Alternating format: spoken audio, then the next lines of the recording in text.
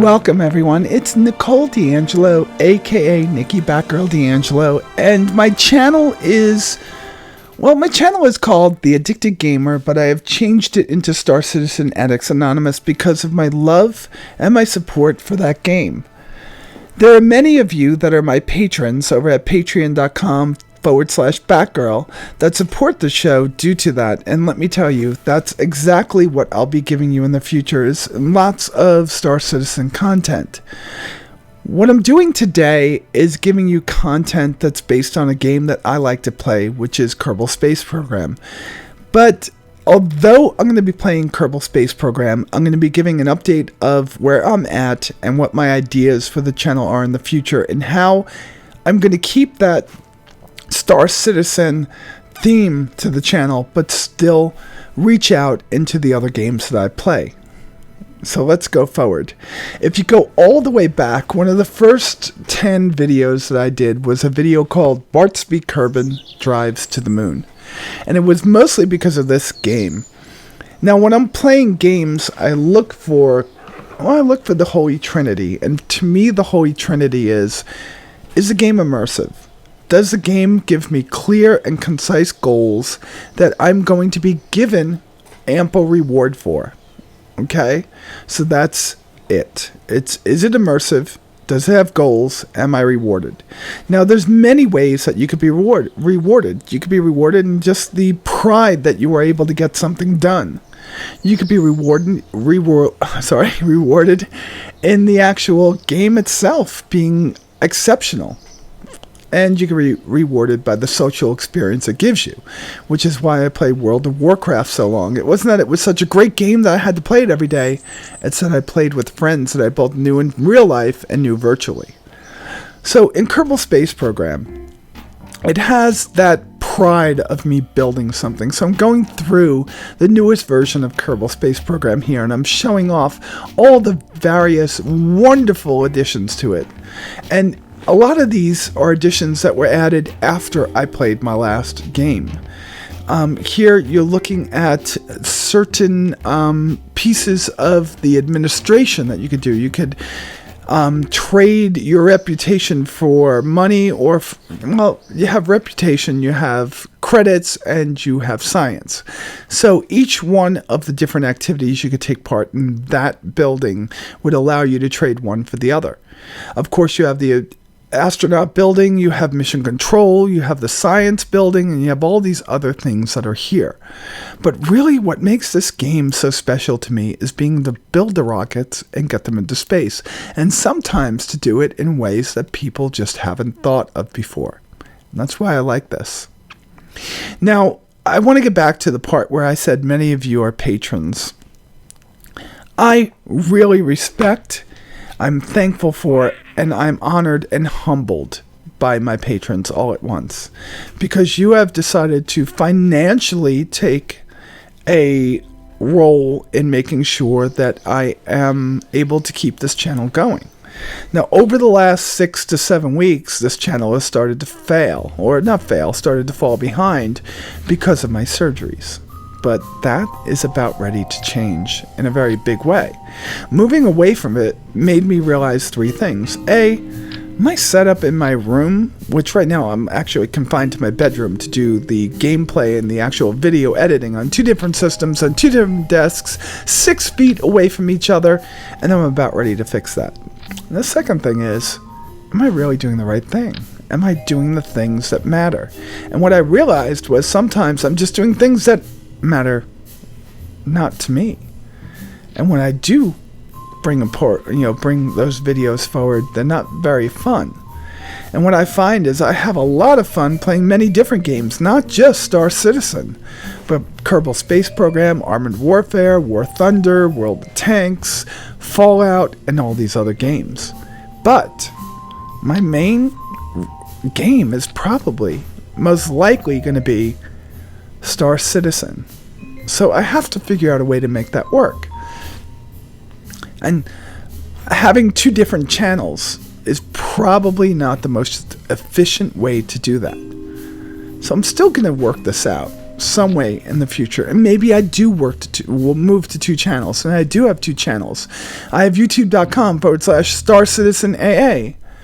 And I have another channel where I have all of my other videos. And I'm going to work that out over the next couple of months. But what I'm about ready to do over the next 7 to 10 days is to throw up a video to my patrons only and to discuss just how I want to reset my patron account. Right now, I'm charging people. Well, I'm not charging people. You are donating money based on a video. And I want to ask you, the people that are here that are not patrons, and then I'm going to ask my patrons, if you were to donate to the show, would you be more or less likely to donate per month, $1, $2, $5, $10, $20 a month? Or would you be able to more or less likely donate based on a show a month, like a show a week? Like specifically, I was doing Ben's Day and Star Citizen AA before, with a maximum of 4 shows that you would donate for. I think that's rather stupid because some months have 5 months, some months have 4 weeks, I should say. Some months have 5 weeks, some months have 4 weeks, and there shouldn't be a difference there. So I'm going to think about changing the way that I have my Patreon account set up to make it easier for some people to donate what they feel like, so they don't think I'm going to overcharge them, because I don't charge for videos. You are patrons. You are taking your... Well, I'm humbled by the fact that you think I do well enough for you to donate to the channel. Let's just put it that way. I'm just going to give a big thank you to everyone that does it.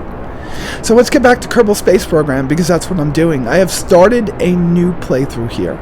And here we have Bill, Bob, and Jebediah all in one spaceship.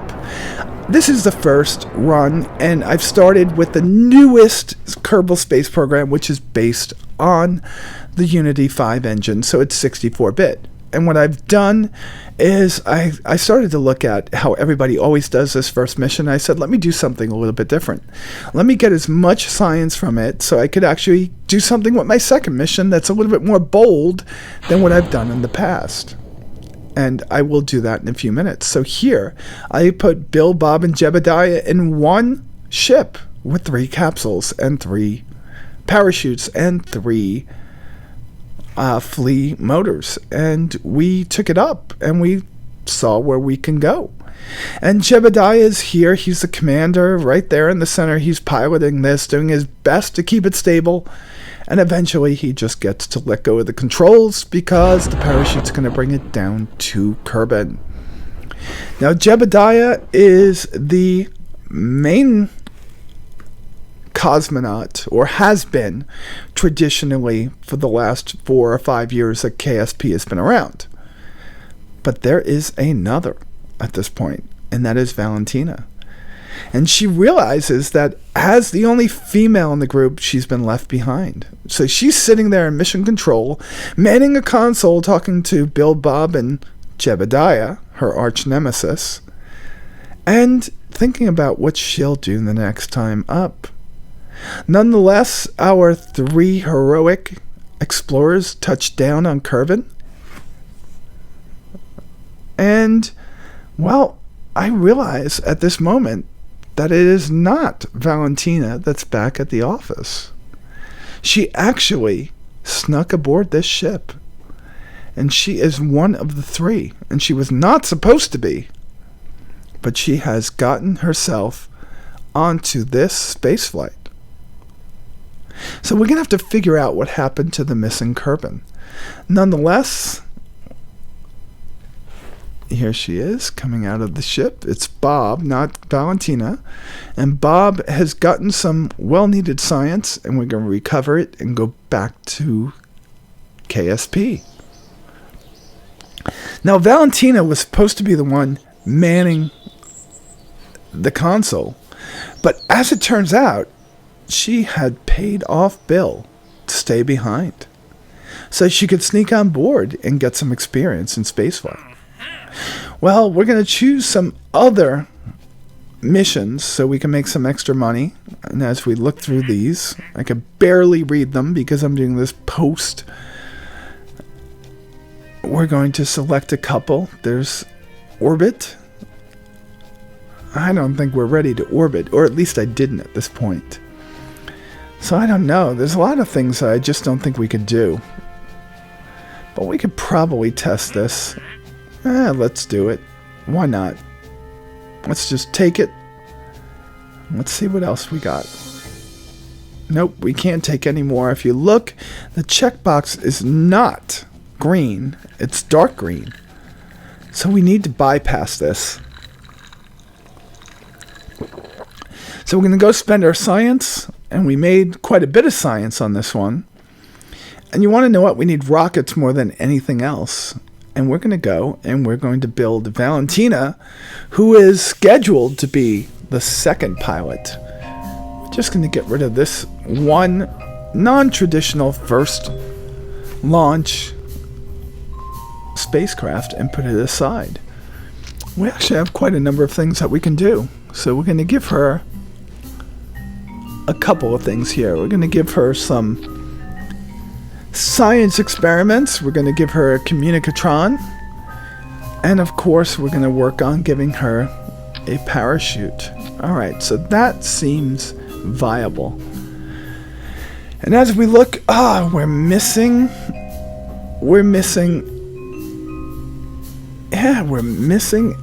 a heat shield, and I just put this together, and I'm kind of stupid about this. When I built this, and you're seeing it right now, I missed one very important piece. Right there between the Science Junior and the capsule should have been a stack decoupler or decoupler. Should have been something, but I didn't add it, and that's going to come into play a little bit later, and you'll see how that works. But because we have KW rocketry installed, we could actually build ourselves a nice little rocket here that's actually going to be able to be capable of putting us into a suborbital trajectory. And I'm looking at this right now from the point of view of, do I really want... I got to test one of those rockets. I think it's the hammer. So I was going to put two on the sides, but without the radial decouplers, I would have had to carry their weight up.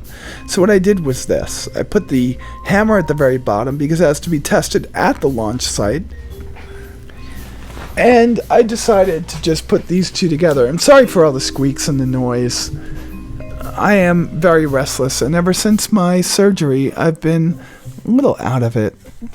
So here we are at the launch pad. Valentina is at the controls of this Kerbal spacecraft 2. I think she named it her own. I think this winds up being called Val's Orbiter, and you'll see why. So we have Science Junior. We have two of the little goo detectors, or what I want to call them. And we have Valentina. So let's fix a little bit of these stagings that I have over here. And let's make sure that we're all ready to go. Alright, so that goes there. Shouldn't that go there? Yes, that should go there.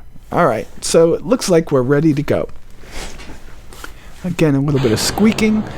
I'm trying to remember what went on in this one. I know that I was like sitting on the edge of my seat for this one. And it looks like Valentina has a nice little takeoff.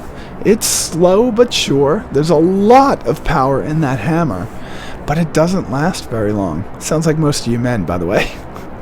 Anyway, it gets up to about 1,000 meters and then lets go. But that's cool, because now we have a little bit less than 100 meters per second when we got rid of it. That was all free, and we can start using our KW rocketry. I think that's a Wildcat. I think that's what that is. And we could start using that engine to start pushing us up towards this beautiful suborbital flight that we're going to take. So this will be taking care of that first one, which is escape the atmosphere, which you see right there at the bottom, on the right, on the top. We already took care of testing the hammer at the launch site. So Valentina at this point is looking at it like she has a perfect opportunity to send to show those boys up. I mean, they had taken care of setting themselves up to be an all-boys club for the first launch, but just by the nature of Bill needing the money because he got one of the locals pregnant, she was able to coerce him in letting her go.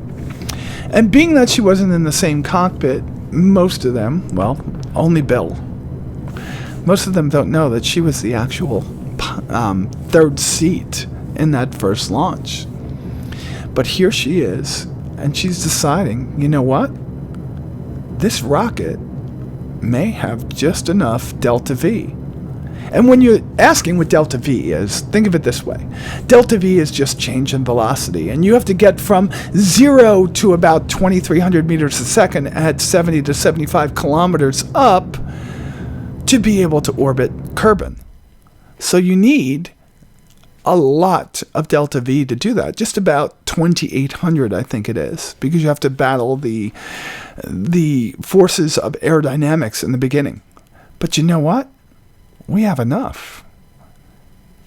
And Valentina, being the mathematician that graduated from KIT, she's beginning to do her computations and going, you know what? I could probably push this thing into orbit. Now, the problem here is the designers of the rocket didn't intend this one to be an orbiter. But Valentina's done the math. And she flew the first part of it and said, you know what, I'm going to nail this thing. And she did. She nailed it. She got it to the point where she had just enough power to get her into orbit, and maybe just enough to get her out. That explosion was Valentina not letting the ship get far enough away from the first stage before she ignited her engine. But due to her calculations, she had to start it at that point. Nonetheless, nobody will ever know, because those pieces that she just exploded in space are going to burn up in the atmosphere anyway. And here's where she starts to defy Mission Control. Mission Control is talking to her. Valentina, you need to back off on throttle. Val, you don't have enough to come back. And there's Val just ignoring them, knowing that she knows more than she does.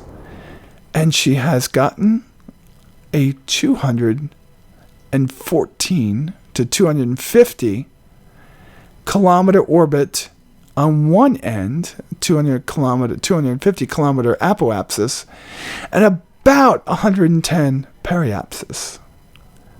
So she has done the unthinkable. She's gotten her capsule that wasn't meant to be in space in the first place into orbit. And there is a problem with this. There are no really thick heat shields. Now, the cabin that she's in, the cockpit, which is the Mark I space cockpit, has a tiny bit of a heat shield on it. But it might not be enough. So what we're doing now is we're coming back here. We're going to upgrade the Science Center, which instantaneously beams through a direct data transmission all the knowledge that Valentina needs to be able to exit her ship, which is kind of wild. Even before internet, they're able to send her knowledge through radio waves that let her do an EVA. And Valentina all of a sudden is able to do EVAs. So she gets outside of the ship and she's going to go collect the data, because now she has to come through the atmosphere on a part that has no heat shield, Science Junior, the fuel tank and the engine, and hopefully survive in a part that does have a small heat shield, the Mark I cockpit. So she's starting to get all the data and hoping that she survives this. This is where Mission Control starts to realize Valentina she went a few meters a second too far. Had she stayed in the atmosphere without firing the booster, the second stage booster, she would have been fine. She would have went up into space and come down and had enough fuel in that rocket to slow her down, and the parachute to land her. Maybe the fuel tank would have broken off in the water. We don't know.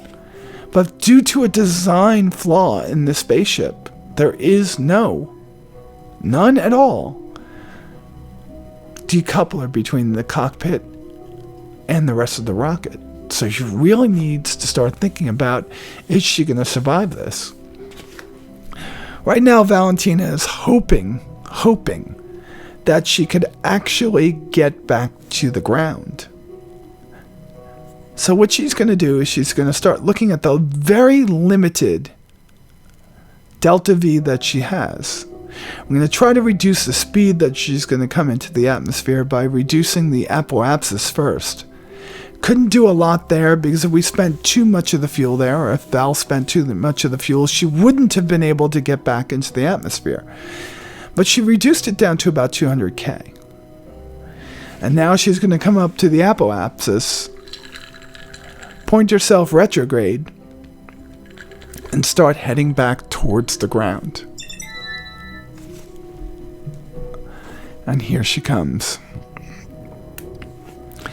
And she pulls it down to the point where she's going to be just about 42 to 45K, just enough atmosphere to slow her down and keep her in that upper atmosphere to reduce her apoapsis, to reduce her speed so she doesn't come in too fast. Let's see if it works.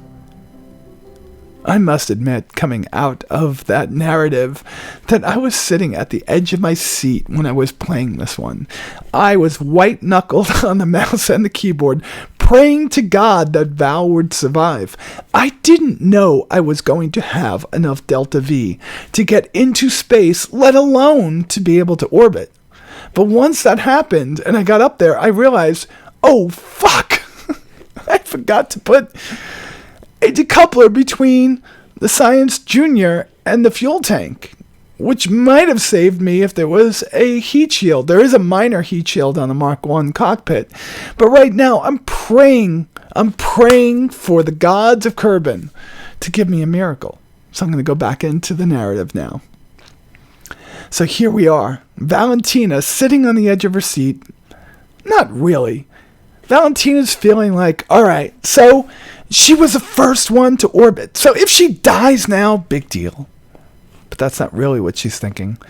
She's thinking about Jeb and about that secret admiration she has for him. About all those times that we're flying in those jets, which haven't been invented yet, and how they would compete against each other. And she's praying that she's going to survive, but not admitting it. Right now, she's in the blackout period. Mission Control just lost communication with her about 20 seconds ago. And everybody's sitting there wondering what's going to happen. And for an extended period of time, not just 8 minutes like happens in our lives, but for a very long time in Kerbal lives. She's sitting here going through the atmosphere with absolutely no contact. And she's sitting there thinking, how am I going to change this? What am I going to do? I don't think she would actually do anything different. I think this is what Valentina will do every mission, is to push it. Nonetheless, she's praying that she's going to be able to get through this one. And then something happens. She decides, you know what? Maybe, just maybe, the thing to do is to use her engines at some point as she approaches the periapsis. If she could reduce the speed here, maybe she could stay in the atmosphere long enough, skimming at the 40,000+ level, to actually slow the ship down enough to come in for a landing. Her prayer is that some miracle separates her Mark I cabin from the rest of the rocket. And that's when she starts to get a little bit worrisome. Can she do it? And what she's finding is that it's becoming increasingly harder to actually keep this rocket centered, to keep this rocket under control. She fires her engines and decides that's it. She's going to pull it down on this orbit. And she just got it, so she's going to be descending now. So as she descends into the thicker atmosphere, heat is going to build up faster and higher. And she runs the risk of parts of this rocket blowing up beneath her. And she has to hope that the right part blows up and that she's left alive. Tension starts to mount on her own. Mission Control is unaware of what's happening. All they know is that Valentina defied their orders and went into space and decided to orbit Kerbal. If she dies, it's going to be a black spot on the Kerbal space program. If she lives, she's going to get reprimanded. Well, she'll be reprimanded when nobody else is able to see. She'll be a hero on Kerbal, but possibly not able to fly any of the bigger missions in the future. As she comes across the continent and over the highlands, parts of her ship start to heat up immensely. She sees the temperature indicators inside and wonders, oh my God, I could barely keep this thing together now. What am I going to do? And it's just for one design flaw. One thing. All one Kerbal Space Program designer needed to do was to put that decoupler between the cabin and the rest of the rocket. But because she wasn't supposed to go into space, that was left off. Left off in the hope that they were going to be able to recover the engine Science Junior and the fuel tank to do testing on and see what stresses they underwent during launch. Those are things that will be lost due to this mission. And there we go. Oh my God, did a miracle just happen? A miracle just happened. Science Junior has blown up. And because Science Junior sat between Val and her Mark I cockpit and the rest of the rocket, she is going to be able to live. Right now she doesn't realize it, but we could see it from the outside, in hindsight. But she realizes all of a sudden and decides to let the service module go and just let the tiny heat shield that's built into the Mark I cockpit do its job. Valentina has survived, and she's going to come down in the desert, able to get even more science. She will be a hero in Kerbal. But what repercussions will this have? What consequences will she face? These are the things that Kerbal Space Program has if you play this game the way I do. I always put these personalities, and I find the differences between them. And as I hire new ones, I create new rivalries. I just think it's wonderful. And that rivalry that Val and Jeb have from the start is just amazing in my eyes. So here we go. Val is coming down to the desert. She's kind of happy. Look at her. She's ecstatic. Now, she does know inside she's going to face a board. She's going to face people that want to drum her out of the space program. But because she's going to be a hero, that's never going to happen. So she's going to have to be a little bit humble over the next few months. But in these few minutes, she's going to be alive knowing that it wasn't a man that first flew around Kerbal, but a female. And screw them, Bill, Bob, and Jeb, for trying to leave her out of the first flight. But you know what? She was on the first flight, so she really doesn't have any reason to be upset about this. So she sets it down on the desert, and thank God the desert is kind of soft, because she hit kind of hard. And now it's time for her to come out and see if she could store this data, but she's already had this data, I believe. We shall see. And Val's going to walk off and plant the flag and get into a couple of issues planting the flag. This is where we learn you don't plant the flag within just a couple of meters of the spacecraft. Nonetheless, she made a great flight. She flew around Kerbal, and she landed. And she did it without a ship designed to do it. She is truly a hero, and nobody will ever know it. They will all just think that that's the way it was supposed to be, instead of, you know what, she just put it together with spit and duct tape and made it work, which is essentially what happened. So let's take a look. I know that she made a boatload of science for us and was able to get us to get the next rocket, where Jeb will do something even more exceptional. But you'll have to wait until the next episode for that. 108 science. Wow. 232,000 credits just on the second mission. Well, not made from the second mission, but that's how much we have by the second mission. That's pretty awesome. And we have quite a bit of experience, reputation also, so people are going to be giving us better missions. All I can say is Val has shut people up and made them really pissed off all at the same time. But Jeb isn't pissed off. Jeb's kind of thankful that she was able to unlock some of these wonderful science advancements, because he will do the unthinkable on the next episode. All right, folks, I hope you like my narrative and my Kerbal Space Program playthrough. If you do, please tell me down below in the comment section. Remember to choose the thumbs up button to say that you like it. And thank you all, whether you're one of my patrons or just one of my viewers, or you're here for the first time. I really appreciate that you have come out to watch one of my videos and have taken the time to see it through. And with that said, folks, you all be safe out there, and I'll talk to you soon.